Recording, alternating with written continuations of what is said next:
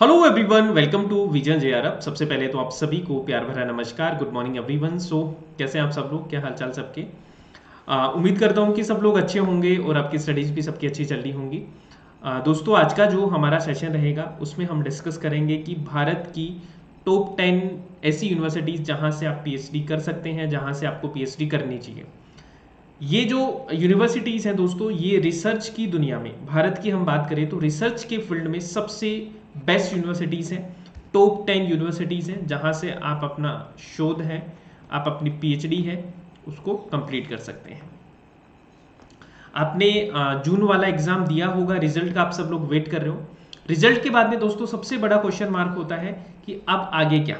ठीक है, अब क्या करें, आगे क्या। तो आगे क्या है, इस क्वेश्चन मार्क में सबसे पहला जो स्थान आता है वो आपका आता है पीएचडी। कि भाई पीएचडी कहाँ से करें, कौन सी यूनिवर्सिटी से हम पीएचडी करें, उसका क्या क्राइटेरिया होना चाहिए हमें पीएचडी के लिए यूनिवर्सिटी सेलेक्ट करने का। तो वो सारी बातें हैं जो आज के सेशन में करेंगे। बेसिकली आज मैं आपको बताने वाला हूँ गवर्नमेंट की जो रैंकिंग आती है उसके आधार पर टॉप 10 यूनिवर्सिटीज़ कौन सी है। एनआईआरएफ जो रैंकिंग है उसके आधार पर टॉप 10 रिसर्च यूनिवर्सिटीज़ कौन सी है भारत में।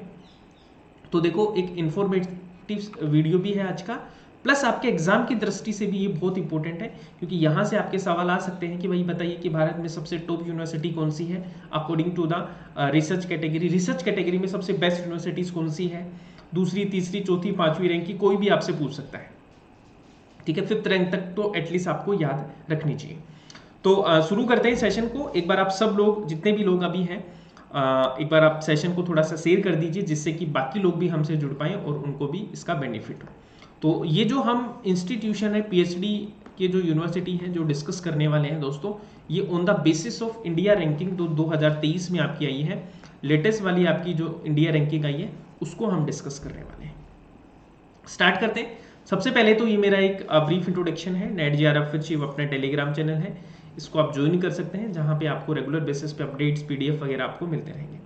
इसके अलावा अगर आपने जीआरएफ अड्डा ऐप को इंस्टॉल नहीं किया तो दोस्तों जीआरएफ अड्डा ऐप को इंस्टॉल कर लीजिए, क्योंकि ये है आपके लिए one stop solution for the UGC net set assistant professor preparation. और अगर आप अर्ली बर्ड बैच के साथ में अपना जीआरएफ क्लियर करना चाहते हैं तो आप सभी के लिए दोस्तों नए बैच हैं वो शुरू हो चुके हैं दिसंबर एग्जाम की प्रिपरेशन के लिए, जिसमें पेपर 1 और पेपर 2 दोनों आपको कंप्लीट करवाए जाएंगे। पेपर 2 में आपको पढ़ाता हूँ हिस्ट्री, तो हिस्ट्री का अगर कंप्लीट सिलेबस आप करना चाहते हैं, टाइमली सिलेबस करना चाहते हैं, तो आप अर्ली बैच से जुड़ सकते हैं। और वहाँ पे आपको complete notes, handwritten notes, test series, paper 1, paper 2, video lecture, live और रिकॉर्डेड दोनों क्लासेज आपको यहाँ से मिल जाएंगे। अगर आप अकेला हिस्ट्री का कोर्स लेना चाहते हैं तो वो भी आपके लिए अवेलेबल है, इस कोर्स को भी आप ज्वाइन कर सकते हैं। ठीक है, चलिए तो शुरू करें कि भाई पीएचडी कहाँ से करनी चाहिए। तो हमारी जो बेसिकली आधार है आज के सेशन में, जो हम टॉप यूनिवर्सिटीज़ को डिस्कस करने वाले हैं दोस्तों, वो आपकी इंडिया रैंकिंग के आधार पर, यानी कि एनआईआरएफ रैंकिंग के आधार पर देश की सर्वश्रेष्ठ शोध संस्थान हैं उनको हम डिस्कस करेंगे। तो टॉप रिसर्च यूनिवर्सिटीज़ कौन कौन सी हैं, top PhD university in India, universities in India, तो इसको हम डिस्कस करेंगे। तो ये जो हमारी रैंकिंग है दोस्तों, इसको हम बोलते हैं एनआईआरएफ रैंकिंग, और ये रैंकिंग है आपकी 2023 वाली, जिसके आधार पर हम ये डिस्कशन है वो करने वाले हैं दोस्तों। तो ये है आपकी एनआईआरएफ 2023 की रिसर्च में टॉप 10 यूनिवर्सिटीज, ठीक है, जिसको अभी हम डिस्कस करेंगे। तो देखिए, सबसे पहले नंबर पे जो हमारा रिसर्च की दुनिया में यूनिवर्सिटी है दोस्तों, वो है आपका आईआईएससी बेंगलुरु, फर्स्ट रैंक। दूसरे नंबर पे जो यूनिवर्सिटी आएगा आपका, वो आपका आएगा आईआईटी मद्रास, ठीक है, तमिलनाडु में है। फिर आएगा आपका आईआईटी दिल्ली, ये दिल्ली में ही है, तीसरे रैंक है इसकी। उसके बाद में दोस्तों है इंडियन इंस्टीट्यूट ऑफ टेक्नोलॉजी यानी IIT Bombay, Maharashtra, 4th rank है।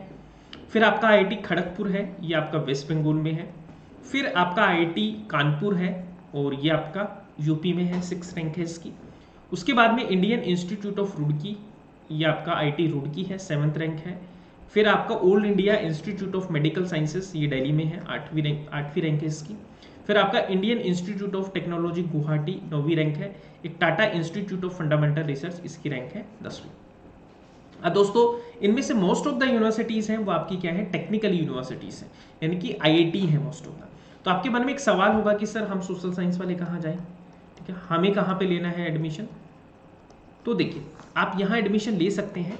यहाँ पे जितनी भी आपकी आईआईटीज हैं दोस्तों, ये आपका इनमें जो सोशल साइंस एक डिपार्टमेंट आपका अलग से होता है, तो आप अपनी रिसर्च है वो यहाँ से भी कर सकते हैं।